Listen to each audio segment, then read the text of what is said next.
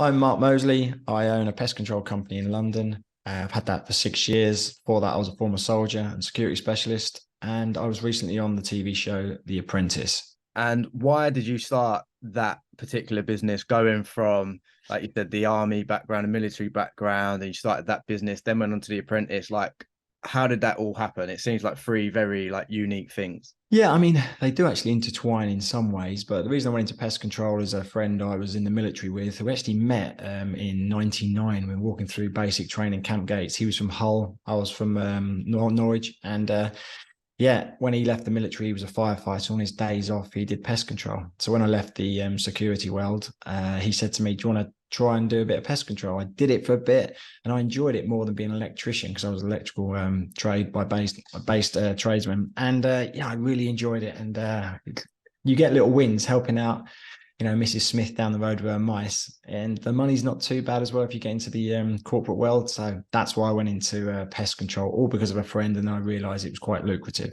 Do you think you've always had that feeling of just wanting to do your own thing? Like with the, I guess it's sort of a contradiction in a way, perhaps. Maybe the military is like the complete opposite of that. But do you feel like you just wanted to do something slightly different and unique to what everyone else was doing? Do you think you've always had that in you? I mean, it can be quite lonely being, owning your own company and you've not really got too many people to speak to. Whereas, yes, you're right. It's the complete opposite to the military, where you've got a group of soldiers and you basically are living day to day in amongst them, and you've got this such a strong bond, which is fantastic. So it is a little bit opposite in that, but yeah, in some ways, if you can create a good team, like you can in a company, you get this sense of well-being, which is fantastic. You're giving jobs to people.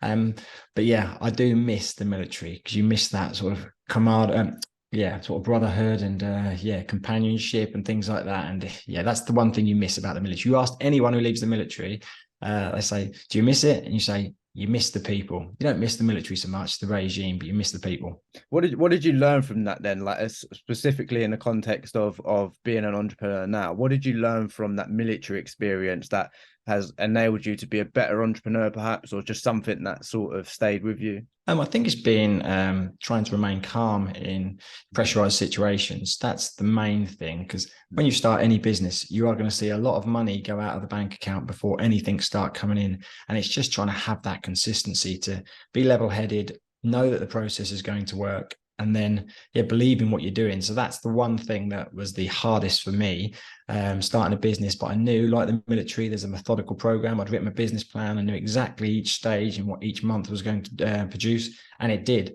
So you just follow that basically business plan, or sort of the military lifestyle I used to lead, being regimented, and that helped me massively when starting a business. So I have a lot to thank for the military. What would you say is your best moment when it comes to the business? Like, has it been exciting for you? Like, I guess coming from a military background, and like I've had it before when I speak to professional athletes. Like, it seems like nothing can truly match that adrenaline rush and that energy that they got from the military, from the boxing, the sporting world, whatever it is. Like, have you been able to match that excitement and adrenaline with what you do now? No, with Yeah. not at all. I mean, I spoke to a professional footballer only last week actually, and we both spoke about the same things. The highs. We're all trying to, get that next high, if you like. Yeah. He, when he was playing for a professional football club, in the FA Cup final and things, he was like, that was his high. And you're around these like-minded people. Same as in the military. You go on operations, you go through things that other people just wouldn't go through,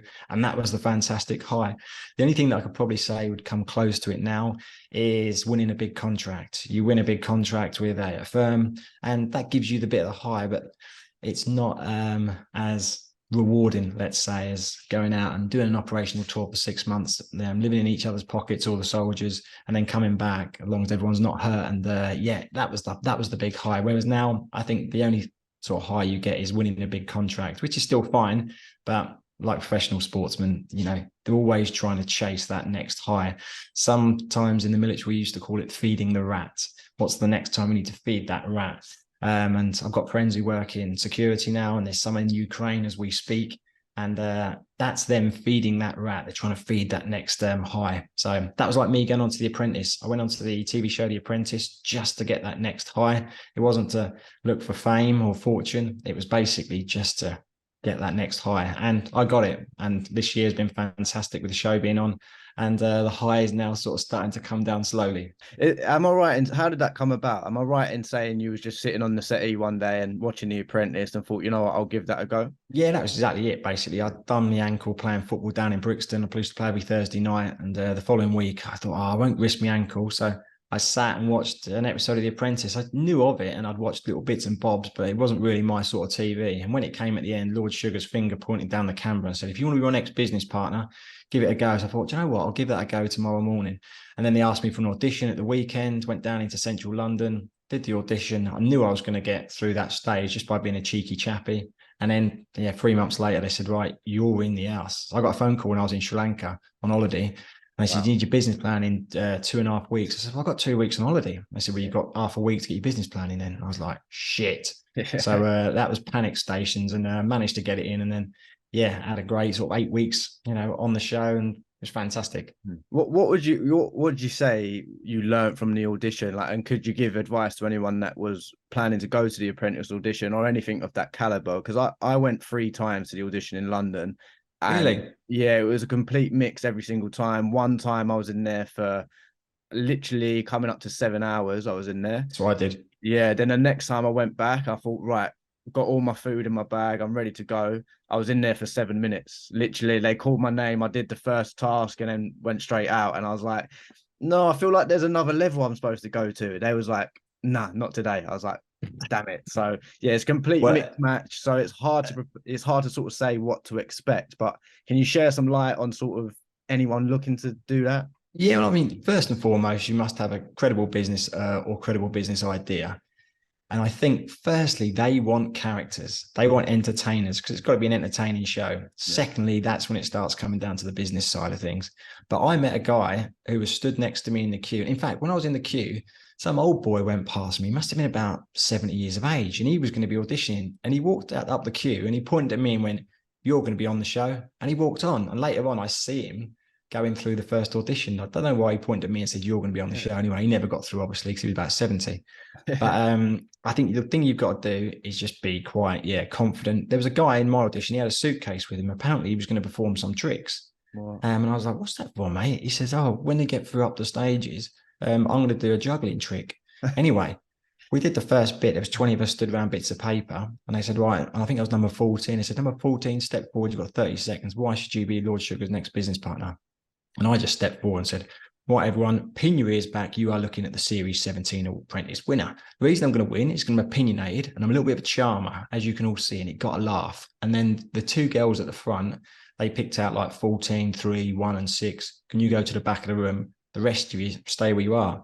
And matey with his suitcase, he stood there, and I thought, well, maybe that's me gone then. And anyway, that was him. So we had to go all the way back to Oxford with his, no doubt, juggling balls up to Oxford. So that was quite funny. But I was there for 8 hours. And in the end, they threw me out into this lift. It was like a service lift. It was all made of wood at the back of the ring. And I thought, oh, I must have been booted out last sort of minute, because some girl in there, she said, oh, there's one more level after this one. I was like, you're joking. I've been here 8 hours already. And I walked out at one stage. I've been in the top bit for about 4 hours. I said, that's it. Everyone's jumping in front of me because they've got to get trains back to Manchester and things. I said, I'm going. So I walked off to the lift with a runner, and then some guy ran out and went, Mark, you're next, I promise. And I was like, all right, go on in. And that was it. And I got on. So, so it was sort of fate, if you like. What did you actually like learn from the actual experience of being on the show? Like, do you think it was, like, did you aim to get something from it, or like, what was your sort of, what was you expecting, and what do you think how it matched up to your expectations? Does that make sense? Do you think it fulfilled it? What I was expecting, I wasn't expecting fame and fortune. That was one thing that I wasn't expecting. I think it was, again, feeding that adrenaline high. That was the main thing. And I didn't really need Lord Sugar's money or anything. I just wanted his black book. So he's got a lot of properties in London, and if I really looked after the pest control for all his properties, I think that'd do quite nicely. But the show taught me how resilient you can be, because we had long days. We were getting up at 3, 4 every morning, and we were getting in the house at 11, 12, and then 3 or 4 hours sleep, and you were going again. And granted, not all of that is work related, but it's a lot of pressure. And I think I just learned that I was one of the most chilled characters there. So when everyone was arguing and fighting, you'll never see me on camera putting anyone down. I did it in the first episode with one of the candidates. I thought, this isn't me. So I never put anyone down after that. They're called Vox Pops, where they pull you to the side and they go, right. And they try and goad you. They go, right, so-and-so's just done this and they said this about you. And I was like, do you know what? That's their opinion. That's fine. I think we're doing well. And then that was it. But what I just learned how resilient the body is and sleep deprived, that you can still manage to function. So that was the biggest thing I took away. And you mentioned there Lord Sugar's Black Book. How important is it, do you think it is, to be connected in the business world? Do you think you can make it, make a success of yourself without those connections? Do you think you need to go out there and really connect with people on like a personal level to get somewhere in the business world? Yeah, I mean, I think you definitely need to have connections, without a doubt, whether you make connections. And I think the best way to make connections is by networking, going to networking groups. I mean, I didn't really like public speaking. So I used to go down to Waterloo Station. There's a little place near there on a Monday night, sort of twice a month. And you stand on a stage. Well, you don't. You can just listen to other people stand on a stage and just talk. They can talk about themselves, but it just gives them confidence. That was one thing. But even going to that, I started meeting people who own businesses and have to do public speaking. So I think the best thing you do without a doubt, have to have connections. Otherwise, you're just going to be sat in your, flat, like I could be now, on the phone. And if you don't meet no one, you need affiliates to get your business where you want to go. And that show has done exactly that. I've been asked to go and sit on, committees now, which is great. It helps my business out. You get to meet people, and everyone's the same, I think, because after these meetings, we'll go and sit in the Shard, however many floors up, in a committee meeting. And then they go, right, we're going to go for a beer. And I'm like, these are my sort of people. And that's when most deals are done. You sit there, have a beer, sort of a bit more in a, not a formal environment. And then you have a beer and you start talking. If you get on well with people, that's it. So you start creating deals. So that was the one thing that came out of the show as well. And people sort of asking me to sit on boards, help veterans out, so on and so forth. So you definitely 100% need to put yourself out there and make connections. And speaking of connections, am I right in saying you was next door whilst filming The Apprentice to Wonder Woman? That's right, yeah. Gal Gadot, yeah. To be fair, I didn't really know who she was. And I went out, I think I said, on a Sunday morning. It must have been about 6:30, 7, because we got the day off. No, it was a Monday morning, actually. And I got up, had a cup of tea. No one in the house was up because it was our day off. And I stood outside, the sun was shining, had a cup of tea. And I thought it was the cleaner. And I'm chatting to this woman and this going, you all right, how you doing? Not too bad. And I heard she had a bit of a different accent. Yeah, this, that, and the other. I said, oh, nice gaff they've got there. And she was going, yes, yes. I didn't realize it was hers. So, but yeah, it was quite funny. So that was quite good. And yeah, it was only the other year, actually, when I was working in security, I got sent to Israel to do a bit of work out there. And when I turned up to a hotel in Israel, I started seeing the England football badge sign. So I thought, hang on a minute, what's going on here? And then Stuart Pearce walked past me and I was like, oh my God. So I went to the desk and this woman goes, are you part of the team? And I was like, yep. So they stuck me on the same floor as the England under-20 team. When I got there, I had Trevor Brooking. He was staying one side of me, and I had the football player Wilfried Zaha the other side. Wow. I couldn't believe it. And yeah, and I managed to get onto the floor. They signed me on this floor and everything. There was security on the floor, and I was just laughing. But yeah, I got to meet some of the players and things, which was great. And got to meet Phil Neville, who was an Everton legend. So I support Everton. And but that was another thing. And yeah, just put loads of pictures up. I get sort of associated with them. Yeah, that is proof, and that's proof in the pudding right there about staying connected and where it can get you almost instantly by telling a little lie about being connected. That's it. Just be cheeky. No one's hurting that lot. Because I remember Trevor Brooking coming out of a room. I came in, had a few drinks. There was a wedding going on, and I sort of got mixed up in the wedding. And had a few drinks and things. And yeah, I remember going back to my room one evening and Trevor Brooking was walking past me in the corridor and had a few drinks. And I was like, oh my God, he knows I'm pissed. And I was like, evening, Trevor. And he's like, evening. I was thinking, God, but yeah, that was funny. But yeah, but as you say, just telling a little white lie sometimes, no one's getting hurt and it helps you out massively. Yeah, no, that's it. I agree. I definitely agree with that one. The amount of things that are sort of exaggerated or inflated slightly, but it's a white lie because it gets you to where you was inevitably going to get to anyway, but you had to sort of fluff it up to get there. So no, I completely. I see. You hear about people who own businesses and said, "Well, I need to speak to I think I heard one story about a guy who said, "Oh, I've got a box here. I need to speak to the MD or the director. It's a watch." And he got through this security and secretary and everything. And got to the MD, and the box was just a gift for him. But he managed to get in front of the MD of his company. Now he's associated with him, and he won a deal out of it. So that, again, it's a little white line. No one's hurt, and people respect that. You think, do you know what? If you've had the balls to go and do that, then fair play to you. I want to work with you. Yeah, I love that. What would you say your one piece of advice would be for young entrepreneurs if you had to sort of like filter it down to one? I would say if you have a passion for something, and and there can be a lot of people who tell you it ain't going to work. There's going to be mum, dad, brother, sister, other family members and friends, and they'll say, oh, you're wasting your money, go and get a job. No, if you've got a passion for something and you can see there's a market for it, then go for it. Just go for it, even if it doesn't work. Okay. And 2 years down the line, you go, oh, all right, it didn't work. At least 10 years down the line, you go, I won't have any regrets, because you might look back and go, oh, if only I'd have done that because another company did that at the same time. And look how well they're doing. So my advice would be, if you've got a passion for something, go for it.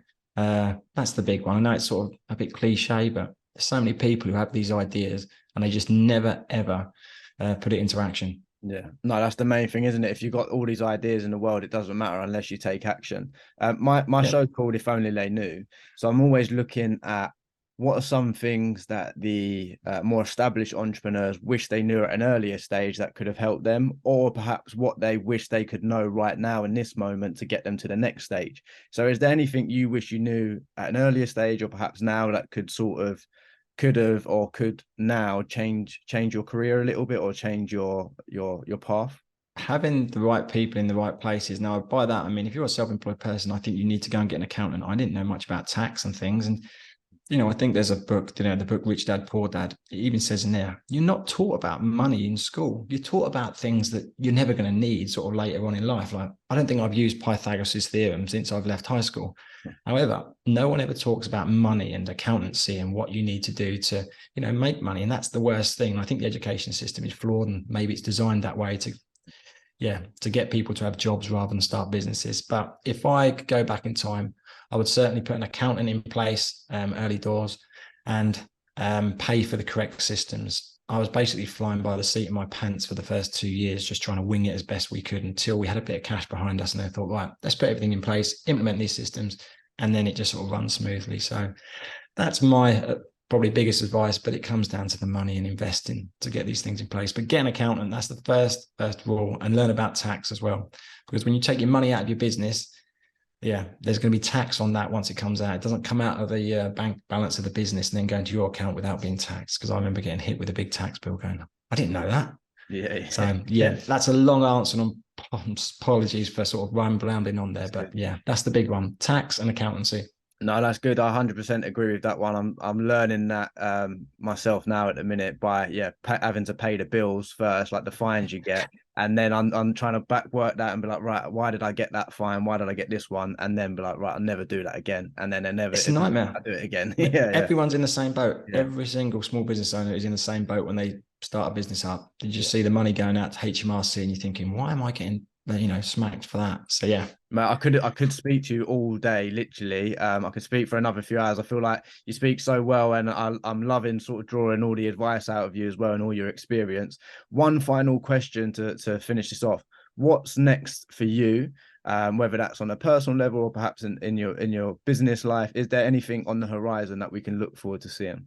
I'm starting another business, an e-commerce business, in the next 6 months, and I'm heading to Mongolia for 3 weeks to go and search for snow leopards. Not to catch them or anything, just to sort of see them. It's my favorite animal, snow leopards. They're called the ghost cats. They're quite mysterious. So that's the next big thing. So personal, Mongolia, and then another business being set up. Wow, that is amazing. Well, I wish you nothing but the best. I'm sure you'll smash Cheers, it.